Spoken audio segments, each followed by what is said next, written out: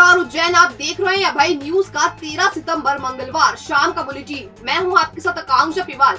आइए एक नजर डालते हैं शहर की दिन भर की गतिविधियों पर। इस बुलेटिन के प्रायोजक है आरके डेवलपर्स। शानदार घर खरीदें अब अपने बजट में। महापौर मुकेश रटवाल ने मंगलवार को जल संसाधन कार्य प्रभारी शिवेंद्र तिवारी एवं अन्य अधिकारियों के साथ गौ घाट स्थित वाटर ट्रीटमेंट प्लांट का निरीक्षण किया। इस दौरान महापौर को कई अनियमितताएं और संसाधनों की कमी नजर आई। उन्होंने वाटर टेस्ट नहीं करवाने वाली होटलों पर कार्रवाई के भी निर्देश दिए हैं। दरअसल महापौर बनने के बाद से मुकेश रटवाल अपने विभागों के साथ ही शहर भर का जायजा लेकर समस्याओं की जानकारी ले रहे हैं। इसी कड़ी में मंगलवार को निरीक्षण के दौरान जब प्लांट केमिस्ट हीरालाल मौर्य ने बताया हर 6 महीने में एक बार शहर के सभी होटलों को अपने पानी की टेस्टिंग करवाना अनिवार्य है, लेकिन किसी भी होटल ने ऐसा नहीं किया। इस पर महापौर ने रिकॉर्ड निकलवाए और कई बड़ी होटलों के नाम जब नदारद मिले तो उन्होंने अधिकारियों को लताड़ते हुए उन होटलों के खिलाफ कार्रवाई कर उनके रजिस्ट्रेशन निरस्त करने के निर्देश दिए हैं। प्लांट इंचार्ज मनोज खरात ने बताया कई पंप खराब होने की स्थिति में है, जैसे तैसे करके उनसे काम लिया जा रहा है। हालांकि पिछले करीब 2 सालों से कोविड के चलते प्लांट में कोई रिपेयरिंग कार्य भी नहीं किया गया है, इसलिए भी पंप और मशीनें काम नहीं कर रही हैं। इधर दबी जुबान में कर्मचारी ये बात भी कहते नजर आए कि काफी समय से वरिष्ठ अधिकारियों ने प्लांट का रुख तक नहीं किया है। कई बार समस्याओं से अवगत भी कराया गया, लेकिन निराकरण नहीं हुआ। इसे हम कैसे संचालित कर रहे हैं ये हम ही जानते हैं। कुल मिलाकर पूरे दौरे के दौरान महापौर समस्याएं सुनकर अचंभित नजर आए और जल्द ही व्यवस्थाओं को दुरुस्त करने की बात कही। इसमें यहाँ पर पैनल में काम होना है, मोटरों में काम होना है, मस्ट तो पैनल में काम होना है और मोटरें अभी फ़िलहाल 1-2 मोटरें हैं जो जली हैं, उसके तो हम टेंडर बना देंगे। और पैनलों में काम है, सब स्टेशन में काम है, फिल्टर प्लांट में काम, फिल्टर मीडिया इसमें सब में काम है। लगभग पूरा प्लांट जो है एक ऑक्सीजन पर ही चल रहा है। ऑक्सीजन तो क्या है, हाँ ये मान के चलें, हाँ बस चल रहा है। वो व्यक्ति पीछे के जयसिंहपुरा के लोग आ जाते हैं, दारू पीते हैं, ये करते हैं। अपन अगर अपने यहाँ के कर्मचारी मना भी कर देते हैं तो फिर वो ये रहता है कि बेचारों को 12 बजे जाना रहता है, तो वो प्रॉब्लम्स आती हैं।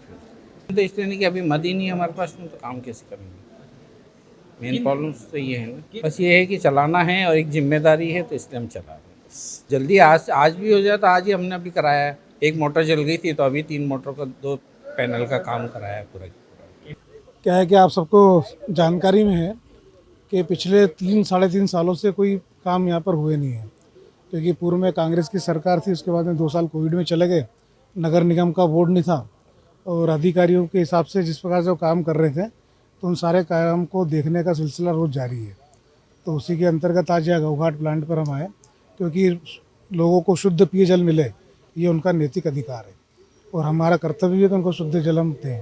बिल्कुल होना ही चाहिए और होगी भी सही। क्या है कि जब जिन लोगों ने बजट बनाया है तो किस प्रकार से बजट बनाया ये उनकी विवेक पे निर्भर करता है और उनसे सवाल तो बनते हैं और उनको उत्तर भी देना पड़ेगा। क्या फंड की समस्या नहीं है, फंड की समस्या बनाए मतलब ऐसा बताई जा रही है। मान लो कोई काम अपने प्राथमिकता के आधार पर उनको प्राथमिकता के ऊपर मन लें। अभी ऐसा मेरे को तो जानकारी नहीं, अभी इन्होंने बताया कि इन्होंने इस बार का नया फंड रखा ही नहीं, जबकि बजट में हर साल फंड रहना चाहिए। इस बार इन्होंने उसका रखा ही नहीं है। क्या और अनियमितताएं आपको यहाँ पर मिली इसके अलावा? नहीं, यहाँ के तो जो अधिकारी हैं बड़े अच्छे से काम कर रहे हैं। दूसरी एक जो यहाँ पे बड़ी समस्या की इन्होंने बताई कि पीछे जो कॉलोनी बनी हुई है वहाँ करके जो असामाजिक तत्व अंदर आ जाते हैं, गंदगी करते हैं और जो भी इन्होंने गतिविधियाँ करते हैं उन सब गतिविधियों को रोकने के लिए भी हमने निर्देश दिए।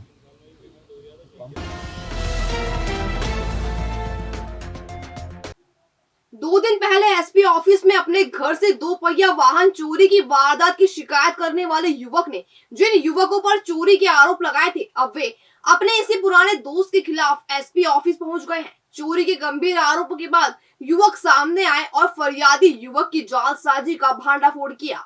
मामले में फिलहाल माधवनगर पुलिस जांच कर रही है। दरअसल 10 सितंबर को देसाई नगर निवासी ईशान पिता शंकर राव ने पुलिस अधीक्षक कार्यालय में एक्टिवा वाहन क्रमांक MP13 FD 1063 को तिलकेश्वर कॉलोनी निवासी नीलेश प्रजापत और उसके साथी रोहित बनोलिया एवं जेहान अहमद द्वारा चोरी करने का आवेदन दिया था। ईशान ने आरोप लगाए थे कि तीनों युवक उसके घर से एक्टिवा का लॉक तोड़कर गाड़ी चुरा ले गए हैं। मामले में आरोपित तीनों युवकों ने मंगलवार को अपना पक्ष रखते हुए एसपी कार्यालय में शिकायती आवेदन पत्र दिया है। आवेदन पत्र में युवकों ने अपने ऊपर लगे आरोप को झूठा बताते हुए ईशान द्वारा षड्यंत्र पूर्वक उन्हें फंसाने की बात कही है। विनय शर्मा ने बताया ईशान और उसके दोस्त कुछ समय से साथ में काम कर रहे हैं। इसी दौरान ईशान ने नीलेश प्रजापत, विनय शर्मा और जेहान अहमद से अपने नाम पर एक्टिवा फाइनेंस कराई, जिसकी मासिक किस्त भी नीलेश, विनय और जेहान द्वारा भरी जा रही थी। इसी बीच ईशान की नीयत में खोट आ गई और उसने तीनों दोस्तों को अपने घर बुलाकर उनसे विवाद किया। इसके बाद एसपी कार्यालय में जाकर तीनों दोस्तों के खिलाफ चोरी का आवेदन दे दिया। आरोपित युवकों ने बताया ईशान पुलिस को गुमराह कर रहा है। दोनों पक्षों की ओर से एक दूसरे पर आरोप लगाए जा रहे हैं। हालांकि अभी माधोनगर पुलिस मामले की जांच कर रही है। ये गाड़ी कोई चोरी वोरी नहीं हुई है। ये अगला हमारे साथ काम करता था, करीब 2 महीने से काम कर रहा है, इसलिए इसको भी इन चीज़ों का नॉलेज हो गया है। इस कारण से इनने गाड़ी चोरी की रिपोर्ट डाली है। ये 1 साल पहले ही हमने इसके नाम पे गाड़ी ले ली थी। इसके हमारे पास चेक वेक सब अवेलेबल है और इसके ओरिजिनल डॉक्यूमेंट भी हमारे पास है पूरे, और कोई गाड़ी का लॉक नहीं तोड़ा गया है। इसकी दोनों चाबी हमारे पास अवेलेबल है और ये हमारे साथ काम करता था और कंपनी में फ्रॉड कर रहा था। इस कारण इसको कंपनी से निकाला गया है और इसमें इसको 200-300 रुपये रोज़ में काम पे रखा गया था, जिसमें ये 5,000-10,000 रुपये रोज़ कमाने की कोशिश कर रहा था, जिसके कारण इसको कंपनी से निकाल दिया गया है। इसलिए इसने हमारे खिलाफ ये आवेदन फ्रॉड दिया गया है और ये सब फ्रॉड बातें हैं कि कोई गाड़ी चोरी की गई है। हमारे द्वारा कोई गाड़ी चोरी की नहीं गई। सर, इसमें हमने एग्रीमेंट नहीं कराया था। एक दोस्ती के नाते हमने एग्रीमेंट कुछ भी नहीं कराया है। बस इसमें गाड़ी खरीद ली गई थी और डाउन पेमेंट हमारे द्वारा गया है और बिल, इसके आरसी कार्ड, इसकी दोनों चाबी और जितना भी जो भी चीज़ें रहती है सब हमारे पास अवेलेबल है। इसके पास कोई भी प्रूफ नहीं है कि ये गाड़ी इसने खरीदी थी। इसकी हमने एसपी कार्यालय पे और आईजी ऑफिस पे, दोनों पे मैंने आवेदन दिया है और इसकी जानकारी निकाली है। क्या मांग है आपकी, क्या मांग करते हैं? हमारी यही मांग है कि ये जांच कराई जाए इसकी और ये इससे कहा जाए कि ये रिपोर्ट वापस ले। पेट्रोल पंप पर डकैती की योजना बना रहे कंजर गिरोह के 4 सदस्यों को पुलिस ने बीती रात गिरफ्तार किया है। 2 बदमाश अंधेरे का फायदा उठाकर भाग निकले। आरोपियों से देसी कट्टा, तलवार, चाकू सहित अन्य हथियार जब्त किए गए हैं। दरअसल झारड़ा पुलिस को मुखबिर से सूचना मिली थी कि झारड़ा इंदौर रोड पर श्री महाकाल पेट्रोल पंप के पास खंती में कुछ बदमाश डकैती की योजना बना रहे हैं। इसके बाद अतिरिक्त पुलिस अधीक्षक आकाश भूरिया और एसडीओपी आर के राय के मार्गदर्शन में 3 टीमों ने घेराबंदी कर 4 कंजरों को धर दबोचा। 2 कंजर अंधेरे का फायदा उठाकर भाग निकले। आरोपियों के पास से वाहन क्रमांक MP41 CB 2885, देसी कट्टा, जिंदा कारतूस, 2 चाकू, 1 तलवार, सरिये, लाल मिर्च पाउडर और शराब के 2 क्वार्टर जब्त किए गए हैं। ये 13 तारीख की रात में दरमियानी सुबह की बात है कि मुखबिर से सूचना प्राप्त हुई कि कुछ कंजर पेट्रोल पंप के पास बैठ कर के पेट्रोल पंप लूटने की प्लानिंग बना रहे हैं। जैसे ही मुखबिर सूचना प्राप्त हुई, तत्काल थाने पर फोर्स को इकट्ठा कर और उसको 3 पार्टी में विभाजित कर जितने वाहन उपलब्ध हो सकते थे, वाहनों को, शासकीय वाहन, प्राइवेट वाहन से तत्काल मौके पर पहुंचा गया पंचानों को लेकर के। तीनों तरफ से घेर करके पार्टी ने उन कंजरों को पकड़ा। कंजर 2 उसमें से एक इको गाड़ी लेकर के भागने लगे और बाकी के जो एक पार्टी ने, पहली पार्टी ने 2 पकड़े, दूसरी पार्टी ने 1 पकड़ा और तीसरी पार्टी, वो जो 3 कंजर जो भागे थे इको गाड़ी लेकर के, उसका पीछा किया। तो एक कट्टा मिला, कारतूस मिला, जिंदा कारतूस था और इनकी तलाशी लेके एक के पास चाकू मिला, एक के पास टॉमी मिली, सरिया भी मिला, मिर्ची पाउडर मिला। ये सारी चीज़ें जब्त की गई पुलिस द्वारा और जो 2 कंजर भागे थे उनका भी इनसे पूछताछ की गई कि और कितने लोग थे। तो उन्होंने बताया कि हम 6 लोग थे और पेट्रोल पंप लूटने के इरादे से आए थे और हमने चोरी का वाहन लेकर के आए थे। सुसने तरफ कहीं से चोरी की थी और चोरी वाहन लेकर के आए थे और इरादा हमारा पेट्रोल पंप लूटने का था। मध्य प्रदेश मानव अधिकार आयोग की 3 सदस्यीय टीम मंगलवार को भोपाल से उज्जैन पहुंची, जहां उन्होंने कुछ आंगनवाड़ियों के साथ वेदनगर स्थित वन स्टॉप सेंटर का निरीक्षण किया। यहां उन्होंने वर्तमान में चल रहे प्रकरणों की जानकारी लेते हुए महिलाओं को मिलने वाली सुविधाओं की जानकारी ली। इस दौरान आयोग के पदाधिकारियों ने आंगनवाड़ी केंद्र में बच्चों की उपस्थिति कम होने पर चिंता भी जाहिर की। टीम में आयोग के अध्यक्ष एवं चीफ जस्टिस नरेंद्र कुमार जैन एवं सदस्य सरबजीत सिंह और मनोहर मनतानी शामिल थे। निरीक्षण के बाद मानव अधिकार आयोग सदस्य मनोहर ममतानी ने मीडिया से मुखातिब होते हुए कहा कि वन स्टॉप सेंटर पर महिलाओं को दी जाने वाली विधिक सहायता के लिए सेंटर पर ही लीगल टीम मौजूद होनी चाहिए, जो फिलहाल उपलब्ध नहीं हो पा रही है। सेंटर के कर्मचारी ही प्रतिवेदन बनाकर कोर्ट तक पहुंचा रहे हैं। साथ ही महिलाओं को कोर्ट तक जाना पड़ता है, जिससे उन्हें तो समस्या हो ही रही है और समय भी बर्बाद हो रहा है। वन स्टॉप सेंटर पर ही लीगल एक्ट की सुविधा होनी चाहिए। इससे पहले सर्किट हाउस पर मानव अधिकार आयोग की टीम का कलेक्टर आशीष सिंह और एसपी सत्येंद्र कुमार शुक्ल ने स्वागत किया। उज्जैन का आज निरीक्षण किया गया हम सभी के द्वारा। जो प्राथमिक सुविधाएं उपलब्ध होनी चाहिए वन स्टॉप सेंटर पर, वे सभी उपलब्ध होना बताया गया, लेकिन विधिक सहायता के लिए जो पैनल नियुक्त है अभिभाषक गण का, वो शायद यहाँ संभवतः नहीं आ पा रहे हैं। और यहाँ जो भी स्टाफ है वही DIR बना के वहाँ ले जाती हैं और महिला को वहाँ जाना पड़ता है। जबकि जो स्कीम बनाई गई है उसमें सारी सुविधाएं इसी सेंटर पर उपलब्ध होना आवश्यक है, और उसी का ये उद्देश्य है कि भाई सबको, महिला को, जो पीड़ित महिला को है, एक ही स्थान पर हर जो भी उसकी सहायता हो वो यहीं मिल सके। तो उसमें थोड़ी कमी आ रही है। दूसरा, लीगल एड जो मिलनी चाहिए, वो लीगल एड की सारी चीज़ें यहीं मिलनी चाहिए। तो वो यहाँ शुरू हो जाए तो ज़्यादा बेहतर है, क्योंकि अगर यहाँ से ये कोर्ट जाएंगी तो कोर्ट जाने आने में समय लगना संभव है। वहाँ अपनी व्यवस्था होती है सभी की। यहाँ विशेषतः उसी काम के लिए यदि कोई लीगल सहायता उपलब्ध करवाई जाएगी तो उसका निराकरण, सुनवाई जल्दी हो सकना संभव है। पुलिस बल की कमी से यहाँ कोई संबंध नहीं है, क्योंकि पुलिस बल का कोई सीधा संबंध इस वन स्टॉप सेंटर से नहीं है। वो एक अलग बात है, उसका इससे जोड़ ही नहीं सकते हम। अब आंगनवाड़ी का आज निरीक्षण कर दिया, उसके बारे में तो साहब ने पहले बता दिया आपने साहब।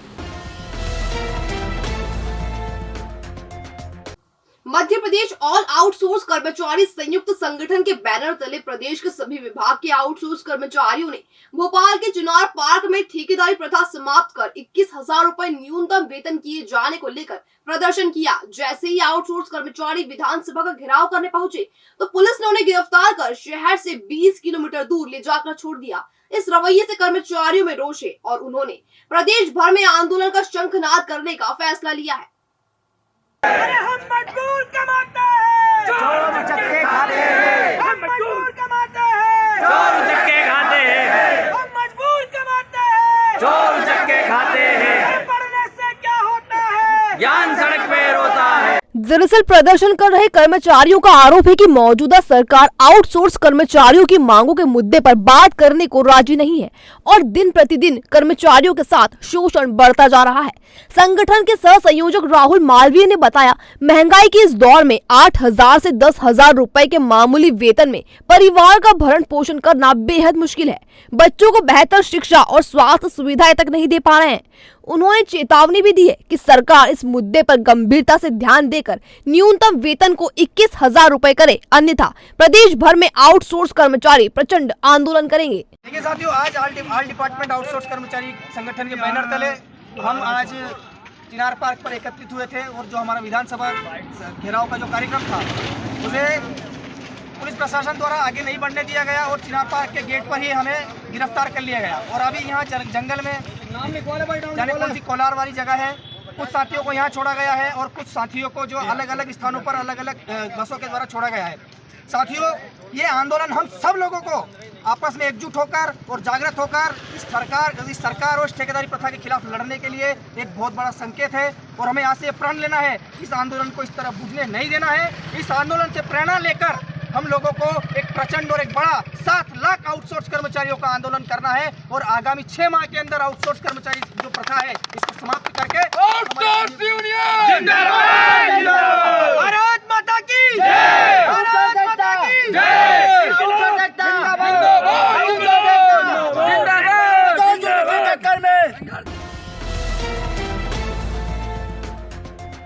मुख्यमंत्री मुख्यमंत्री तीर्थ दर्शन योजना अंतर्गत इस बार श्रद्धालुओं को तिरुपति बालाजी के दर्शन करवाए जाएंगे। इसके लिए आवेदन भी आमंत्रित किए गए हैं। तिरुपति बालाजी की यात्रा के लिए भक्त 6 अक्टूबर को रवाना होंगे। 11 अक्टूबर को यात्रा वापस उज्जैन आएगी। जिले के इच्छुक ऐसे पात्र व्यक्ति जिनके द्वारा पूर्व में उक्त योजना का लाभ नहीं लिया हो, वे अपने निर्धारित प्रारूप में आवेदन पत्र 26 सितंबर तक संबंधित नगर निगम, नगर पालिका, नगर पंचायत, जनपद पंचायत में जमा करवा सकते हैं। प्राप्त आवेदन पत्रों की लॉटरी 28 सितम्बर को खोली जाएगी। भविष्य की चिंता छोड़ो, पंडित गोविंद गुरु से नाता जोड़ो। ना कोई पैसा ना कोई फीस, बस लीजिए गुरु जी का आशीष। आज ही जाने अपनी हर समस्या का समाधान। संपर्क करें 9827030415 या 9302230415। हमारा पता 8 अलगदाम कॉलोनी, सावे रोड, उज्जैन।